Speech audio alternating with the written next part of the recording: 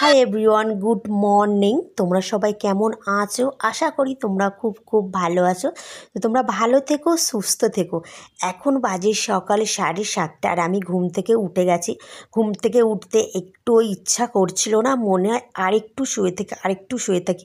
যেহেতু এখন শীতকাল, আর শীতকালে প্রত্যেকটা মানুষের না মনে হয় লেপ কম্বল ওই পাঁজা করে নিয়ে শুয়ে থাকে। ওই যে আমাদের বড় দায়িত্ব, রান্না করো, সংসারের টুকটাক কাজ করো। এবং মা না হলে বুঝতাম না যে মায়ের মর্মটা কত বড় বলো।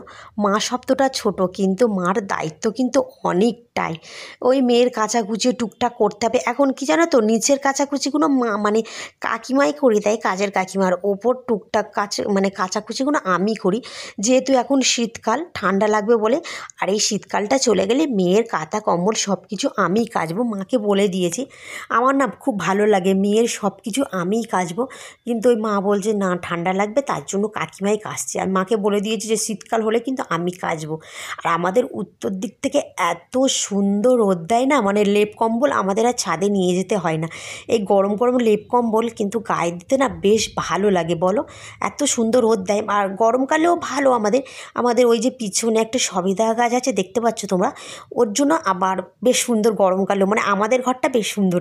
আর এই দুটো ঘর না খুব সমস্যা, মানে এতটা টানা রোদ পড়ে। আর আমার ঘরটা বেশ উত্তর দিকে, তার জন্য বেশ সুন্দর।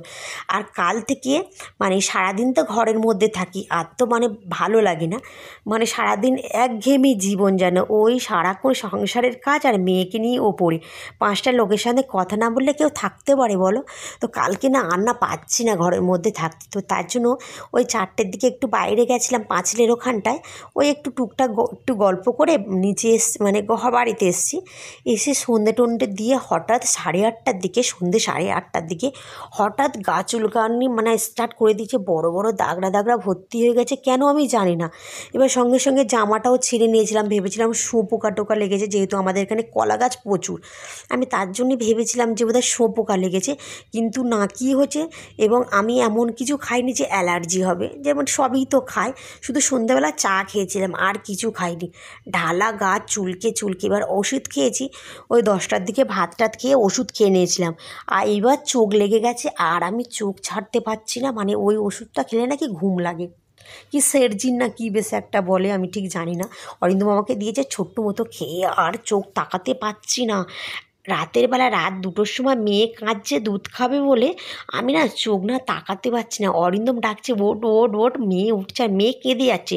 আমি এই যে ওষুধ খেয়েছে, চোখ তাকাতে পারছি না, মানে কীভাবে তাকাবো না বুঝতে পারছি না।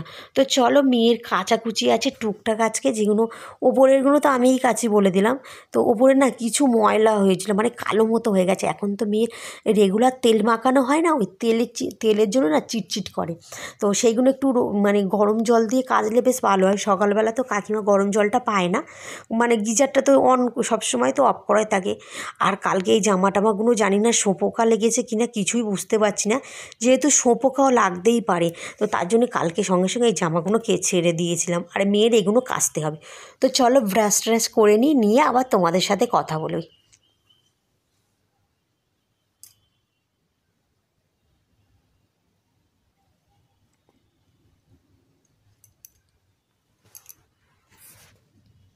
আর এই শীতকাল যে কী বিচ্ছিরি কাল, তোমাদেরকে কি বলবো। জলে হাত দিতে পারি না, মানে ভালোভাবে স্নান করাও যায় না, এত বিচ্ছিরি কাল।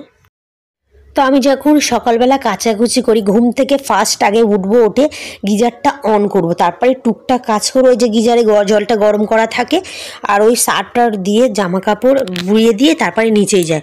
কেননা রান্না করতে করতে না অনেকটা টাইম চলে যায়। ওই রান্না টান্না করে একেবারে কাচাকুচি করে স্নান করি, আমি এটাই করি বেশিরভাগ টাইমে। আর মেয়ের তো রেগুলার, এখন কোনো দিন বাদ নেই, কাজের কাকিমাও কাছে, আমিও কাছি। মেয়ের কি জানো তো, মেয়েরটা রেগুলার জিনিস রেগুলারই আমি কাছি। নাহলে কি জানো তো, আমি মেয়ের ওই রোজই এক জামা আমি ইউজ করাই না, রেগুলার জামা রেগুলার আমি কাচাকুচি করি, তারপরে আমি ইউজ করি।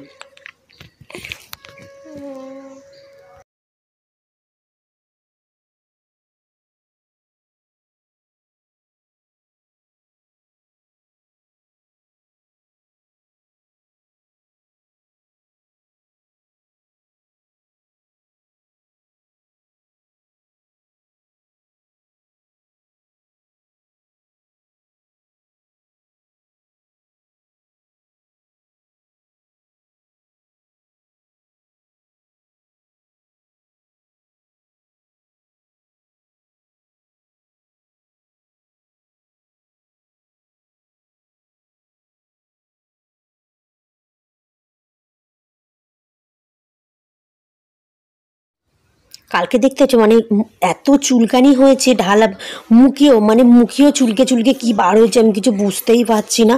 মানে ঢালা শরীর পুরো চুলকে চুলকে একদম বড় বড় দাগড়া দাগড়া হয়ে গেছিলো। মুখেও দেখতে পাচ্ছ আমার দুটো চাবালি চুলকে চুলকে কালো মতো হয়ে গেছে। তো চলো আমি একটু অ্যালোভেরা জেল মাখি। তো অনেক দিন থেকে অ্যালোভেরা জেল ব্যবহার করা হয় না, কেননা মেয়ের ঠান্ডা লাগবে বলে, তবু আমি একটু টুকটাক মাখি। একেবারে মুখে শীতকালে কিছু না দিলে না সত্যিই থাকা যায় না, আমি তো থাকতেই পারি না। আর এই অ্যালোভেরা জেলে দিয়ে তারপরে আমি সানস্ক্রিন রোজই আমি ইউজ করি। তো চলো এবারে যাব নিচেই, না হলে অনেকটা লেট হয়ে যাবে, রান্না টান্না করতে হবে। তো চলে এসেছি নিচে, আর এদিকে ডিম সিদ্ধ আর ভাত বসিয়ে দিয়েছি। আর আমি এবার চা খেয়ে নেবো। আর মা এখানে লাল বিট কাটছে। আর বাটা মাছ নিয়ে এসছে আজকে, বাটা মাছগুলো ধুতে গেছে। আর ফ্রিজে আছে কাতলা মাছ, কেননা মা তো বাটা মাছ খায় না। আর ফুলগুলো কি সুন্দর লাগছে দেখো, বোধহয় বড়া করব। ফুলটা দিয়ে গেছে দিলু কাকু। তো আমি বসে পড়লাম চা খেতে। আর বাবা গেছে মাসকাবাড়ির মাইনে, যেহেতু আজকে 3 তারিখ, এখনও মাসকাবাড়ির মানে বাজার করা হয়নি, তার জন্য বাবা সকালবেলা বাজার মানে সবজি বাজারটা দিয়ে গেছে, দিয়ে মাসকাবাড়িটা করতে গেছে, যেহেতু মাসকাবাড়িটা অনেকটা। আর আজকে দুধ আনতে ভুলে গেছে, যেহেতু আজকে আমাদের এখানে ধর্মঘাট না কি ভোজিহাটে হচ্ছে আমরা জানি না, তার জন্য দুধটা আনতে ভুলে গেছে। অরিন্দম বলছে তুমি চা খাও, আমি দুধটা এনে দেবো। তো অরিন্দম গেছে দুধ আনতে। আর এদিকে আমি মাছের আজকে বেশি কিছু রান্না করব না, এখন যেন আমার বেশি কিছু রান্না করতে আর ভালো লাগে না, মনে হয় একটা তরকারি করে সেরে দিই। তো একটা তরকারি তো আমার শ্বশুরমশাইয়ের মন ভরবে না, 2-3টে তরকারি রোজই করতেই হবে।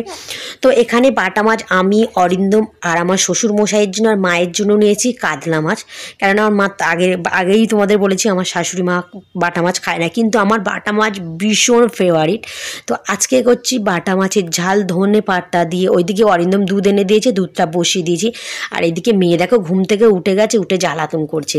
এবার রান্না করব না মেয়েকে নেবো কিছু বুঝতে পারছি না। আর মা গেছে বাথরুমে, মাকে বলছে তুমি এসো মেয়েকে নাও, না হলে রান্না করতে পারছি না। ওইদিকে দেখতে পাচ্ছ মাছের ঝোল আমার চচ্চড়ি হয়ে যাচ্ছে।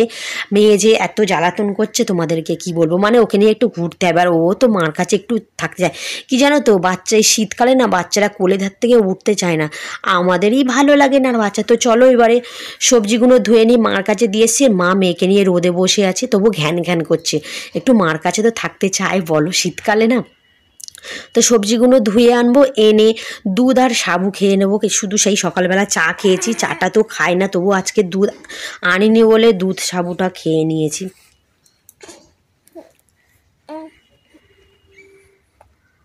আর রোজ এক গাদা চচ্চড়ি যেন আর ভালো লাগে না।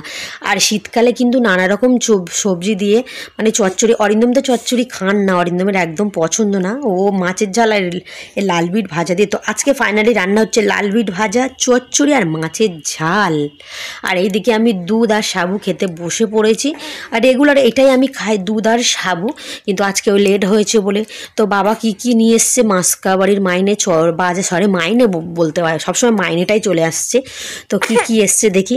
আর আটা নিয়ে এসছে, ডাল নিয়ে এসছে, নুন নিয়ে এসছে, ডাল 2 রকমের, বাতাসা ঠাকুরের জন্য, সাবান, সার্ফ, মানে নানা রকম বুট, হেন তেন, শ্যাম্পু সব নিয়ে চলে এসছে বাবা। এইদিকে দেখতে পাচ্ছ।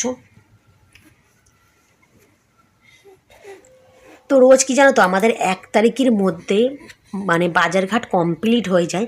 তো এবছরে আমি না কী বলছি বুঝতেই পারছি না, মানে এবারে আমাদের অনেকটা লেট হয়ে গেছে, মানে মাসকাবাড়ির মাইনে বাজারটা করতে, দেখো সেই মাইনেই চলে বাজারটা করতে লেট হয়ে গেছে। এইটা আমাদের মাসকাবাড়ির বাজার।